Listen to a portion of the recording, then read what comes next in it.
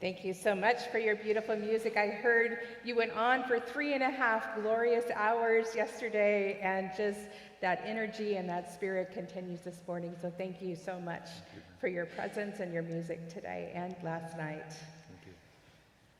Good morning to those here in the sanctuary and those online. I am Laura Shennum, Minister of Congregational Life here at First Unitarian Universalist Society of San Francisco. I am joined on the chancel this morning by Carmen Barsodi,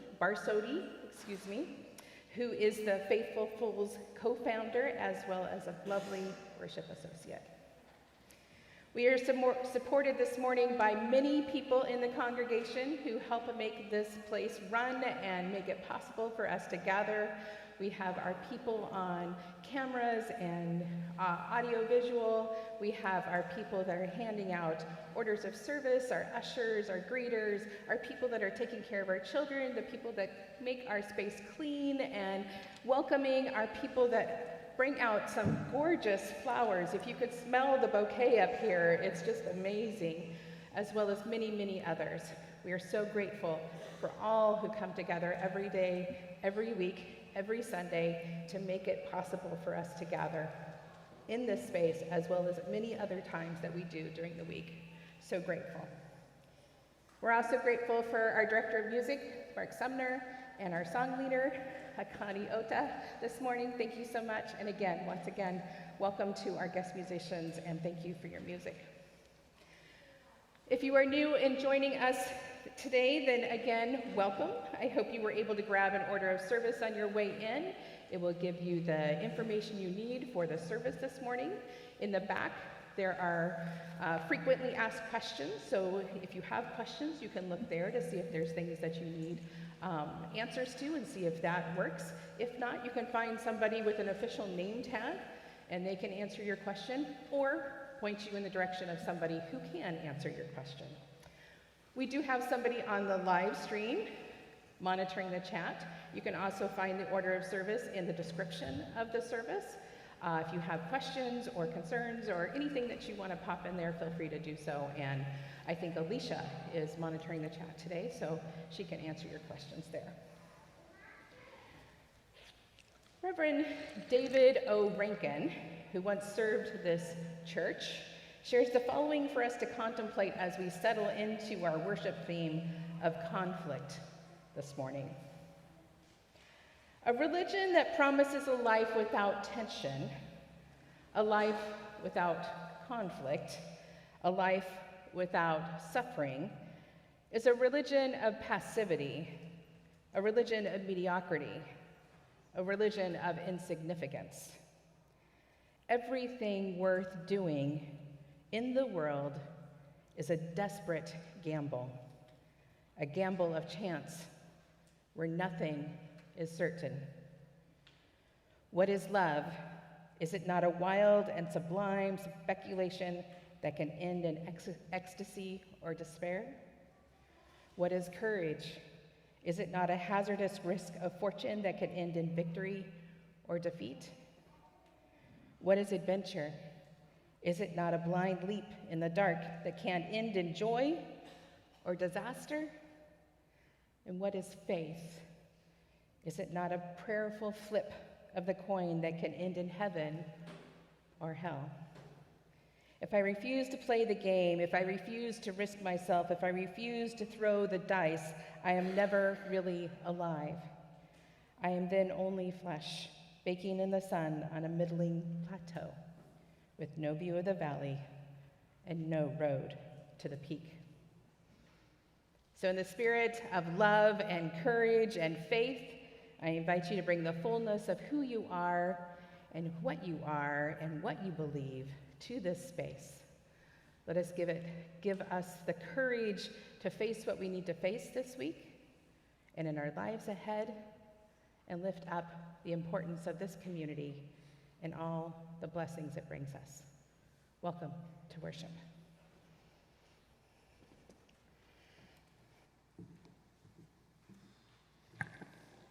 Good morning.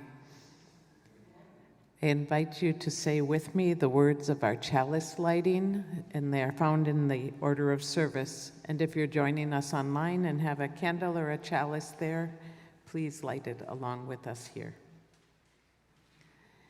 We light this chalice for the light of truth, the warmth of love, and the fire of commitment. We light this symbol of our faith as we gather together. Now please join in singing our hymn number 21, For the Beauty of the Earth.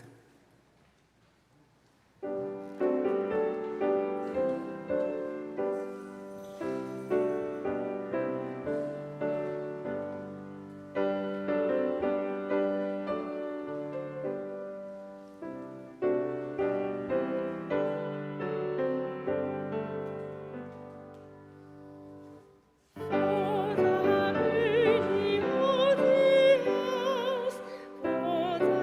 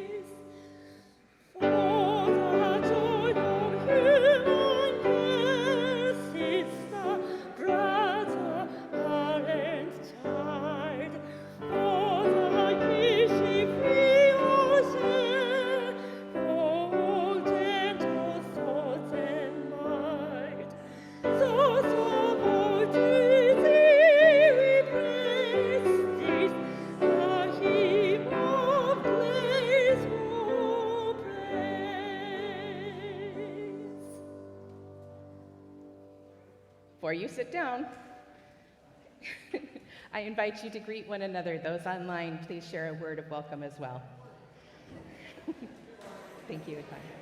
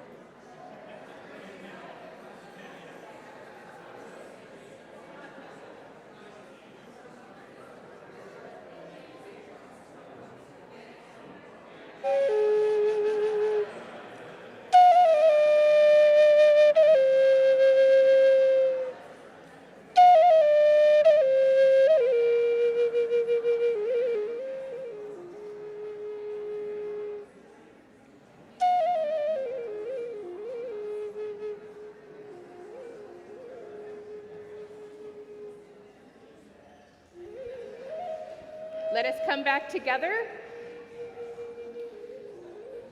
Please find your seat. It's so fun to talk to each other. I promise you'll get time after the service as well. So I have a story for you this morning called God's Hat. Once upon a time, there was a village with a road that went straight down the center, almost like our aisle here. And one day something strange happened. God walked down the road, and she was beautiful. Glowing, flowing, beautiful hat, and walking and prancing down the road. All the people stopped to stare. And they kept staring and staring until she disappeared into the distance. Boy, God was beautiful, wasn't she? Yes, she was. She was so gorgeous. Wow, that red hat she was wearing was absolutely gorgeous. No, she was wearing a blue hat. No, she was wearing a red hat. Well, all of a sudden, as you might imagine, the different sides of the road started arguing with each other. over what color the hat was. They got so inflamed, so high into their emotions, that they ended up building a wall down that road. And on one side, they also built a church to worship the God in the blue hat. And on the other side, they built a church to worship the God with the red hat. Well, this conflict went on for years and years and years until one day, God showed up again, walking along the wall in her beautiful glory. No hat this time. And the villagers said, God, you need to solve this for us. You were wearing a hat last time you came through here. Was it red or was it blue? And God thought, oh, I remember coming through this village a few years ago. Yes, many, many years ago. And I was wearing a hat. I was wearing a hat where one side was red and one side was blue. And she walked away and disappeared. It was quiet until a child started laughing so hard, and another child started laughing.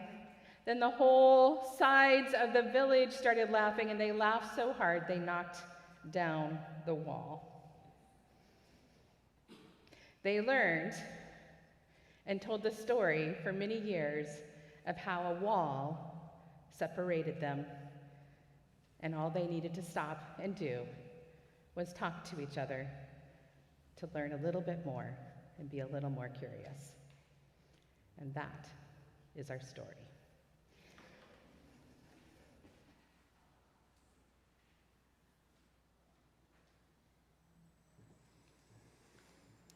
And with that story, let us say together our unison covenant found in the order of service. Love is the spirit of this church, and service is its prayer. This is our great covenant, to dwell together in peace, to seek the truth in freedom, and to help one another.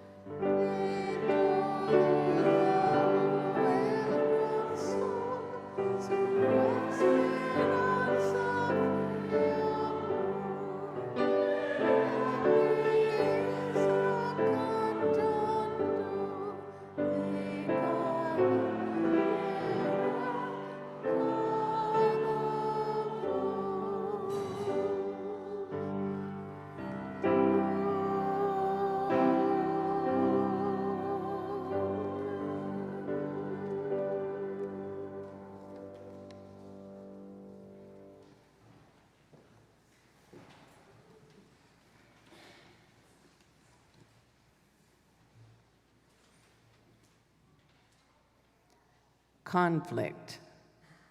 Run! That is pretty much what I did, and what my first instinct still is when conflict arises. Fight or flight? Flight is my preference. I can see myself as a young kid running into a room, slamming the door shut, and leaning against it as I had irked one of my siblings to the point that the chase was on. I went too far. Run to the closest bedroom or closet, close and lock the door, and stand there till things calm down. Then quietly open the door, peek out, and see if the coast is clear before I emerge from my protective chamber. That was pretty much my way of dealing with conflict actually for 45, 50, 60 years. I'm here to tell you, such a method may work for a momentary sibling spat, but it did not serve me well as I grew older, lived with other adults who may or may not have acquired the run quick, lock the door method. And it certainly is not helpful when I hold responsibility as a leader, a partner, a community member, a citizen, and in these days, among my Faithful Fools team, as an elder. I don't know about you, but I believe it is a flaw in our human design that we don't come into this world with a pre-programmed button that we can push when conflict arises. A button that would instantly remind us that love is the answer, or peace is the way, or maybe even sing a tune, something like, "Let it begin with me." A kind of reset button that shuts everything off for a moment, like on a power strip when it gets too overloaded. But then, what fun would that be? What would many of us do if we didn't occupy ourselves with learning to find peace within us and all around us? Think of all the books and workshops that would be irrelevant because we were all naturally created and reloaded with the necessary conflict resolutions, the skills, and as Sam says, whole industries would collapse. Therapists, police departments, militaries, operas. Yes, I can laugh now, but the truth is, conflict in my life has not been a laughing matter. It has been filled with pain, uncertainty, a heck of a lot of self-doubt, and many sleepless nights. My unhelpful methods have caused pain to others and breaks that I could not repair. And conflict has also brought forth some of the greatest learnings and growth. I can honestly say I would not be who I am or know much of what I have come to know without having to work through and discover my way through personal and social struggles. I wouldn't have the stamina to live and work in Nicaragua and now in the Tenderloin, where war and social policies and blatant injustices destroy and damage countries and neighborhoods and the people who live there. If I didn't believe in personal and social change was possible, I would not make it. If I did not believe that peace was possible, yet never complete, I wouldn't have the ability to be in rich relationship with creative and brilliant and deeply hurt human beings if I didn't acknowledge my own humanity and to also know that we are all imperfect here together. As I was writing this reflection, I could viscerally feel within me the growing difference between the surface energy of sibling spat to the heart-wrenching, deeply painful, and transformative experiences of conflict that have formed me. I could feel the gratitude moving through my muscles and my veins, and also feel the remaining pulses in my heart of those places where I could have done better or said things differently. Yet I have learned, and I trust that I will continue to learn. I have no worry about the industries around us collapsing, because sometimes a workshop or a book or a conversation with another or even a dramatic opera can bring insight to myself or a situation such that I or we can reset rather than shut down. And I want to leave you with the words of William Sloane Coffin that I have had pasted on my altar and on our kitchen cupboards and as my signature in my computer.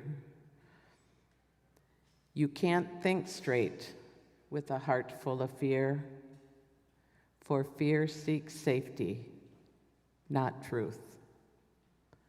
A heart full of love, on the other hand, has a liberating effect on the mind.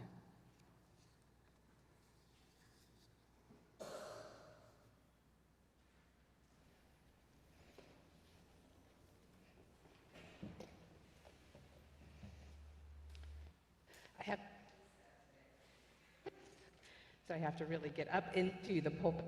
Usually there's a smaller step.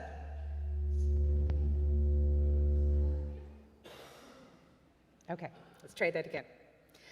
Our offering today will be for Nuevo Sol, which has been providing San Francisco with quality childcare, caregiving, gardening, construction, and more for over 35 years as a member-led immigrant organization. Our offering will now be taken and gratefully received.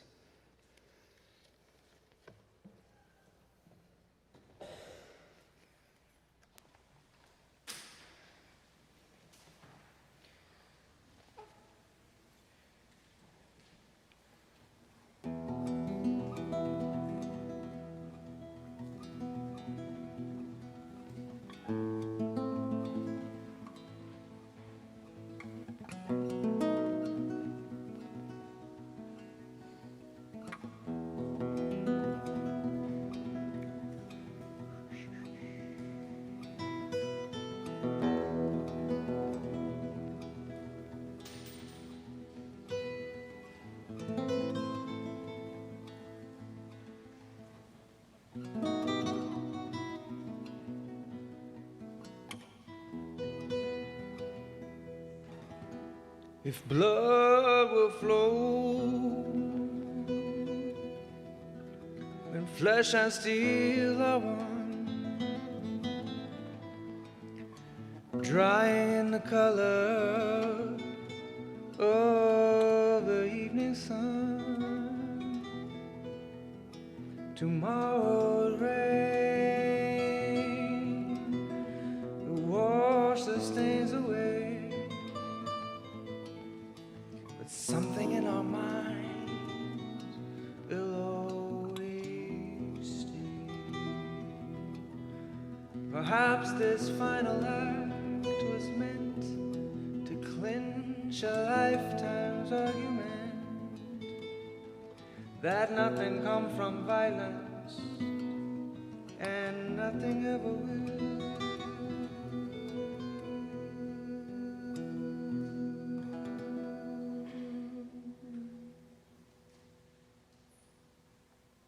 Lest we forget how fragile we are.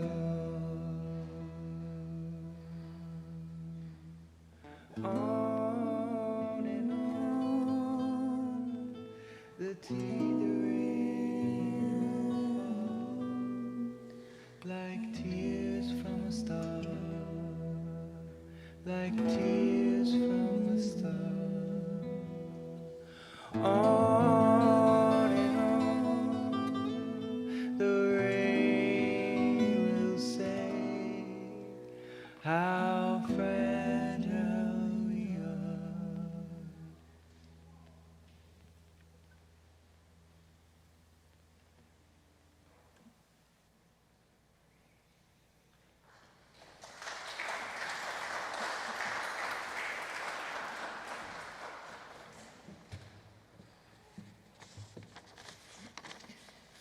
I invite you into a time of meditation.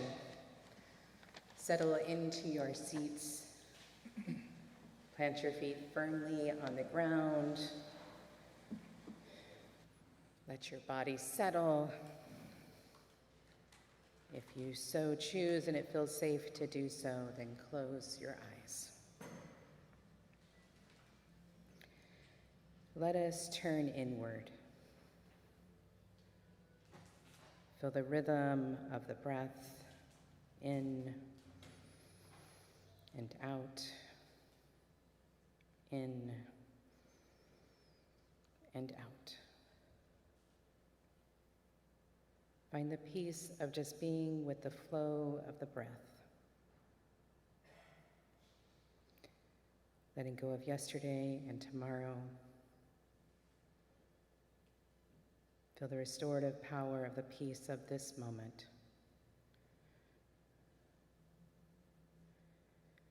A peace large enough to open to the concerns and sorrows that trouble us.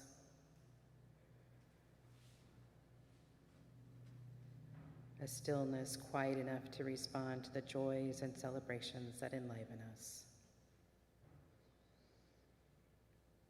There is safety here in the rhythm of the breath. The ebb and flow of life is enacted with each one.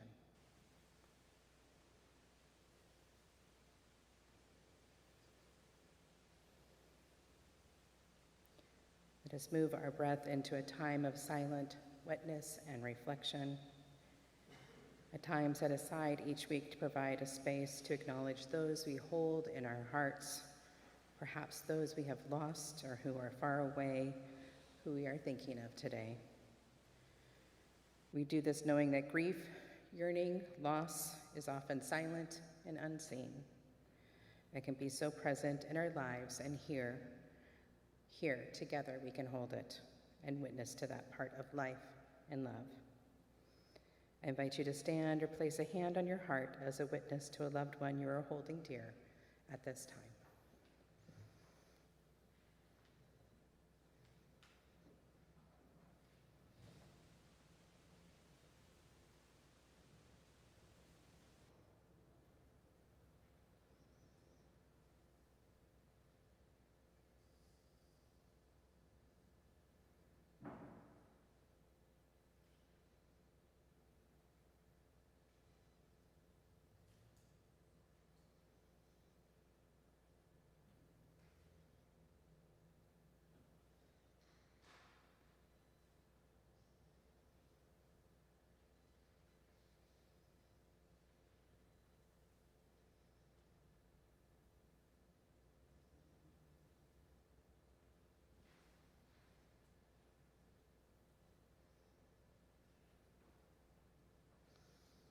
Thank you for your presence.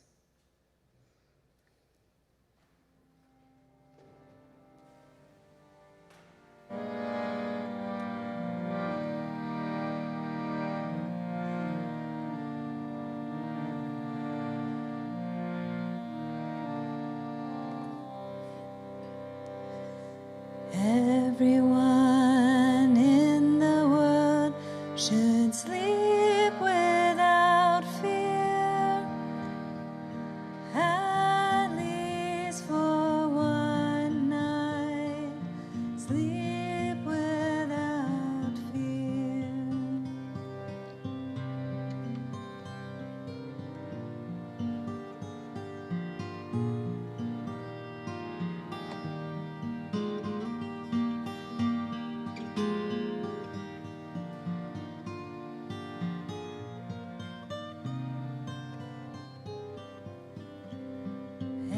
Everyone in the world should eat to their fill, at least for one day.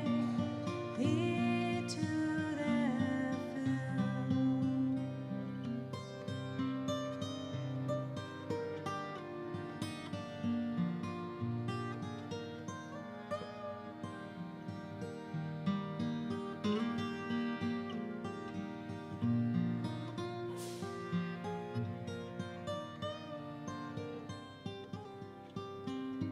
There should be one day when there is no violence,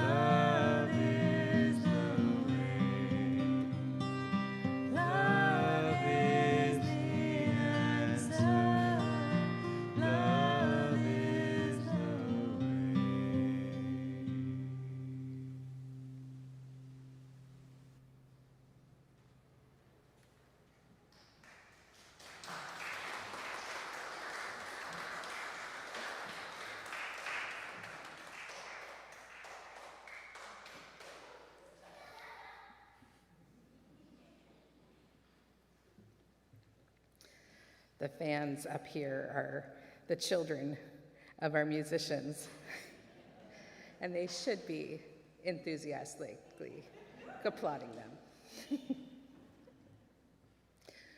So in our story earlier, how many people predicted that the hat had two sides and different colors on it?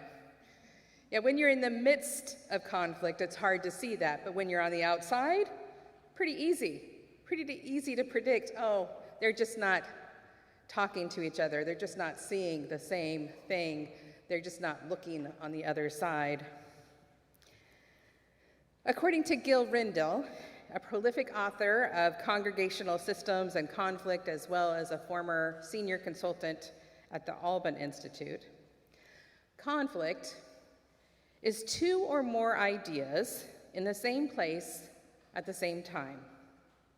He continues, conflict doesn't always have to create heat and discomfort.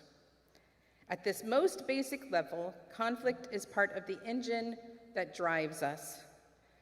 Without conflict, we would only have one idea or one set of experiences. We would only do what we've always done. We would only know what we already know. That is not the condition of comfort. It is stagnation. He warns us to be careful of any search for congregational comfort. Now, with that said, how many of us would rather run from conflict than engage it? I think we have plenty of company in that. During the beginning of ministerial formation, we are asked to take a career assessment. This is basically a battery of psychological tests and a conversation with a psychologist to understand what our gifts are, what are things that we need to watch for, that kind of thing.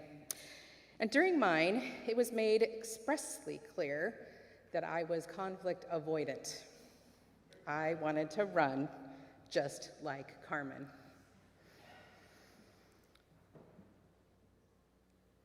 I was encouraged, whether fortunately or unfortunately, however you want to look at it, I was encouraged to lean into conflict.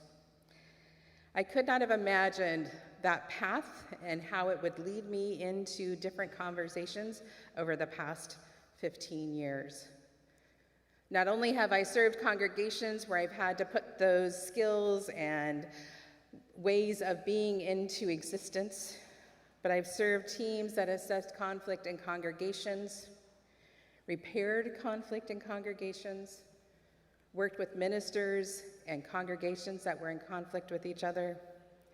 So I didn't just lean into conflict, I actually jumped into the deep end. And what I know about conflict from those experienced from myself and from witnessing others work through a conflict, it does has the power to be an opportunity for faith formation and transformation. Reverend Teresa Coley, in her book, Transforming Conflict, The Blessings of Congregational Turmoil, shares, conflict transformation is about forming ourselves and shaping our congregations so that faith can bring meaning to the differences and changes that are unavoidably constant and deep in our lives. And we must understand its healthy capacity to transform us. Even though I know and believe conflict is an opportunity for faith formation and transformation, it does not mean I have become comfortable with it. I still get the butterflies in my stomach, the desire to run away, the tingling under my skin, the heat of my temperature, body temperature, all those reactions that happen when we are frustrated, angry, anxious. And this is true whether I'm dealing with a personal conflict or mediating a conflict with others. My lizard brain is yelling at me to run away. And half the battle of dealing with conflict is staying in it, is recognizing what's happening in our body that can tell us and give us clues. Think about it for yourself. When you've been in conflict, what are the ways that your body has given you an idea that you're frustrated, you're angry, you're anxious? Do you start getting sweaty? Does your temperature rise? Does your face flush? Do your hands shake? What are the clues that your body gives you? What we do know is that conflict, like everything else we experience as a human, is an embodied experience, meaning our bodies have reactions that inform us of how to respond. And those reactions are built on the history of our experience with conflict from the time we are born. And now there's evidence that even historical generational experiences can impact our body's reactions.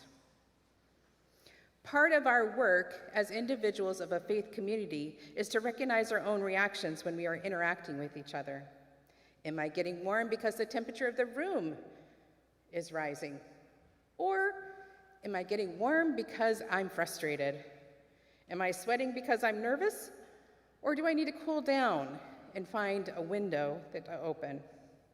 The more in tune to our bodies we become, the better we are able to understand why we are reacting to and what we are reacting to and why. When it's a reaction to the environment, such as getting warm, we take our sweater off. When it's cold, we put our sweater back on. So how often do we pause to consider the adjustments we need to make when we are having physical reactions to something that was said we didn't agree with, or an action that was taken we didn't like? And I don't want to sound flippant about this, because it's not something that just can automatically happen, right? We actually need to train ourselves to slow down and look for these responses. However, what could happen if we considered those reactions as a check engine light coming on and blinking at us, signaling us to slow down our responses, to find a way to learn something about what is happening? I'll give you a couple examples of what I mean. There have been many times in my life that I have been triggered by someone I love, whether it be a partner, a spouse, a child, a colleague, or even a dear congregant. Far too many times I have reacted and then had to find ways to repair. And there's been two strategies that I have been able to use that helped me slow down those responses. First of all, whichever strategy I use, I take a deep breath in and out. Because I don't know about you, but my lizard brain goes offline when I'm dealing with frustration and anger and anxiety. And so taking that deep breath helps me think a little more clearly. So after a deep breath, the first strategy that I have tried is giving myself a timeout. Actually removing myself and saying, I need to step away, I need to cool down, I need to take a breath. Doesn't mean that I don't continue the conversation. It means I step away, recenter, and come back. This was incredibly helpful in raising 3 kids. They knew how to push my buttons like anyone else, and boy, could I get caught up in those emotions, especially if I was tired or overwhelmed. Unfortunately, it took me a couple of years to realize that it was easier and more productive to put myself in timeout than it was to put them in timeout. But once I did, I was able to calm down, process the emotions, because the emotions need to process through, right? We can't just ignore them. Take some breaths, come back out, and assess the situation so we could move on. The other strategy is a more recent strategy, and I laugh at myself because of how long it took me to bring it in to my being, because it literally makes me move into curiosity. When I start noticing those physical reactions in a story, because those stories start to build in our minds of what's happening and what we know is true and what we know is right and all of these things, then I take a deep breath once again and try to form a question about the story that I'm telling myself and the other person. And I start with, I'm wondering, I'm curious. and then finish the sentence with what it is that I'm reacting to. For example, recently I had an interaction with someone where they changed their mind about something and it impacted me and it made me a little angry. Instead of blowing up at the person, I took a breath and I said, I'm wondering, and I'm curious, why you decided to change your plans. What happened? And by starting the question and the conversation with I'm wondering and I'm curious, I've been able to slow down the automatic response of anger, frustration, anxiety, whatever emotions coming up, and move to a place of curiosity, which allows me to find understanding and allows the other person to be open to the conversation rather than immediately defensive. And oh boy, do we get defensive in conflict. And it's completely normal response, which is why in any conflict resolution work I do, I always meet with those involved to not only talk about what would happen, but also to work through the defensive response. And it's why conflict takes some time. It's not something that happens and resolves overnight. In the conflict work I have done here at UUSF, it has taken time and many conversations to then bring those involved together so they can work towards repair. And almost without a doubt, those conflicts involved opportunities to grow in perspective. Reverend Cooley reminds us of a few things when it comes to conflict. First, we must accept that the evidence of conflict doesn't mean we have done something wrong. It means we have something to learn. Second, we must realize that if we feel ill-equipped to deal with conflict, it isn't because we are bad or necessarily afraid. It is because our Western white supremacy culture does little to teach us the skills of addressing conflict. In addition, she says, conflict doesn't occur because of the facts. It occurred because of the assumptions and conclusions drawn. The assumptions and conclusions we draw are unique to us. So we may slow down, take a breath, and are able to recognize what story we are telling ourselves and examine the assumptions or conclusions we are making. Then we have the opportunity in front of us to enter into faith formation and transformation. We have an opportunity to push against the societal norm that conflict is bad and instead embrace it as a healthy response to being in a community that is not stagnant. Amanda Ripley, in her book, High Conflict, When We Get Trapped and How We Get Out, shares, psychologists Julie and John Goodman have studied conflict in some 3,000 couples that were married, 3,000 married couples over the years, and they found that the couples most capable of keeping conflict healthy were the ones whose everyday positive interactions exceeded the negative by a ratio of 5 to 1. 5 to 1. She adds, when 65 men who had spent the winter together at Antarctic research stations were asked about what had unified them, 40% mentioned the importance of singing and playing games together. It was the single most unifying factor. We, here at UUSF, are ripe for opportunities to embrace the magic ratio. We build this every Sunday when we gather here, every coffee hour, every meeting, every meal shared, every event or retreat we attend. And Reverend Cooley asked, isn't this exactly what we are trying to create in our religious communities? A space in which a person can find themselves anew, in which they can reconnect with the loving community and help everyone learn a new way of being. Connie Goodbread, who serves on the UU Hope for Us conflict engagement team, states, everything we do is faith formation. Everything we teach is Unitarian Universalism. The congregation is the curriculum. If we lean into that understanding of our community, of the times we come together and worship, in classes, in meetings, at coffee, then we have the opportunity to learn from our interactions with each other.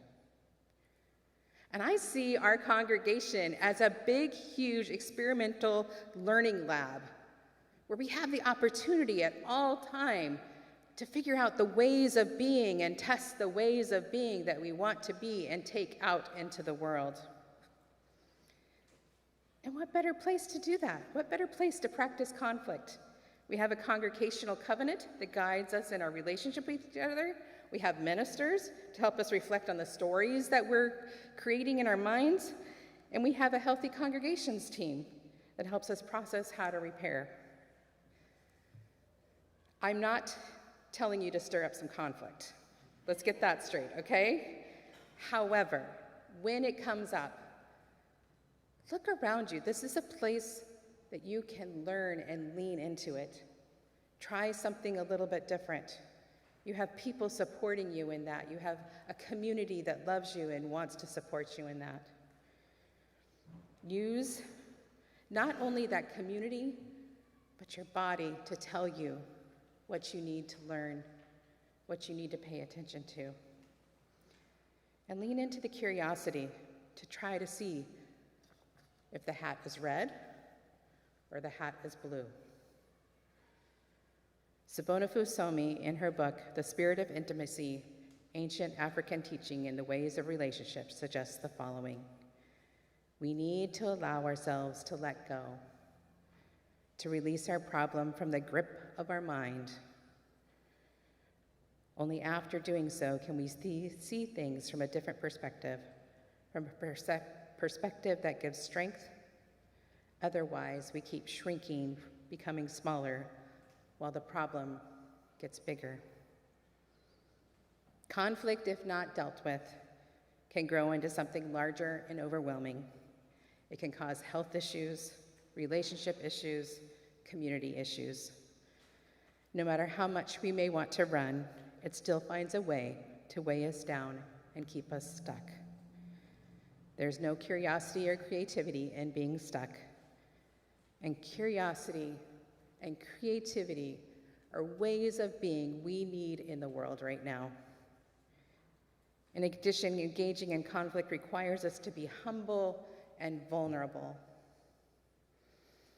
It is difficult to admit when we are wrong, when we have not lived into our values, when we have hurt another person. It is not a place where perfection lives, but rather a place of authenticity, of strength, of truly being human. For it takes all of those things to open up and be curious about another's perspective and not stand in a place of our own justification or fear. I'll finish with a poem by Kevin J. Taylor titled When.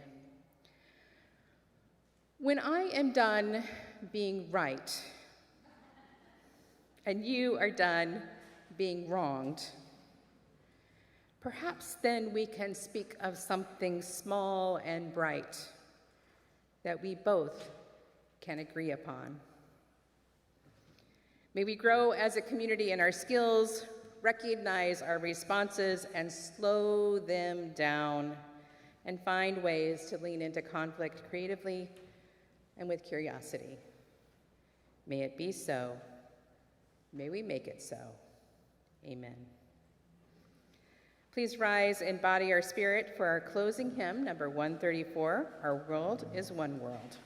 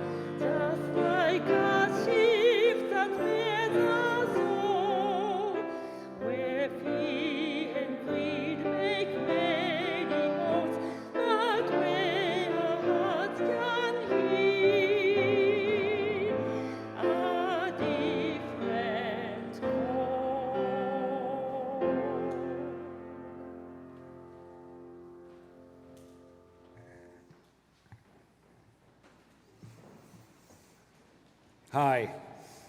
As a proud and brand new member of your Board of Trustees, as the indoor service transitions to the community in the courtyard, I'd like to extend a brief invitation to everyone to embrace more ways to connect and serve and live our values during the coming week. There are many fun and stimulating events set out in the order of a service, but I'll just emphasize and invite you to a couple of them. Reverend Laura explained today the empowerment and growth that comes with living into conflict. At 12:30 in the Thomas Starr King Room, you can lean in further with an expert discussion of conflict as well as coalition and cooperation in the struggle and lessons of California farm workers' history, especially the role of Filipino leaders and its relevance for today. 2 other events to highlight in the next few weeks, especially for newcomers. Please mark August 2nd at 12:30 for an informal meet and greet and orientation with members and leaders. And mark August 9th, the following week, from 1 to 3 for an interactive session with Laura Shennum and Emma Wakeling, providing a deeper insight into Unitarian Universalism, our mission, and your potential role in it. If you need childcare, put in the request. Finally, we look forward to seeing all of you at Social Hour, another piece of our Congregational Learning Lab following in the courtyard sunshine outside. Please join us.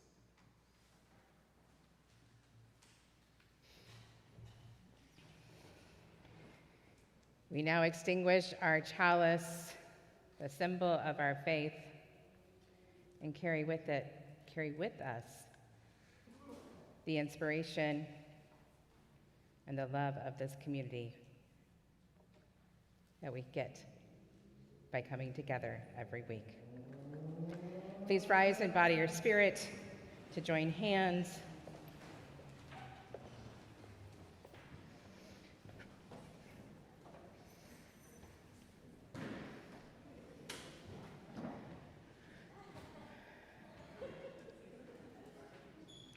We all linked?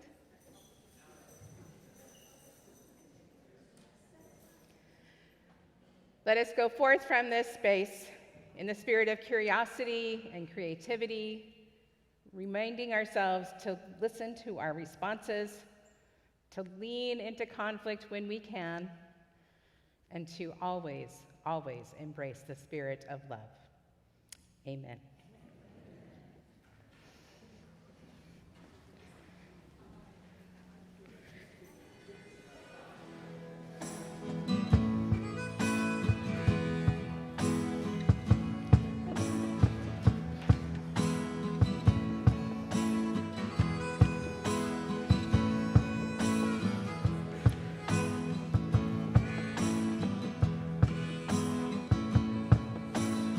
Thank you for joining us today.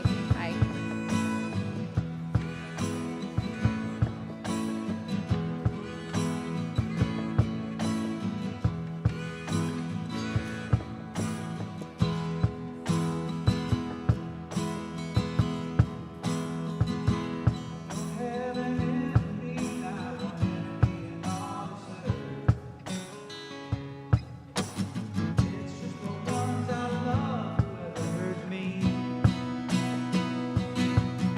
Been sent to me, that's for sure. Only angels can shake my faith when they shout me down. All the tears are warm when souls are intertwining. When we steal away in pride, there's still a gold. No harm ever came from a little fighting. Just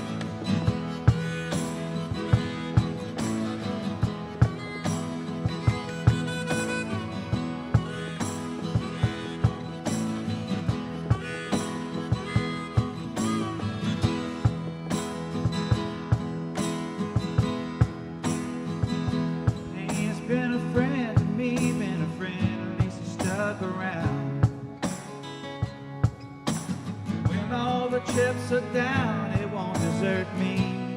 The sweeter the memory, the more the many tears come down. Only angels can know the souls that I long to hold. It's so warm to lay where souls are intertwining, but our fears can leave us cold as any cold. If love sailed away, we still could sail inside it, just as long as we're sailing soul to soul.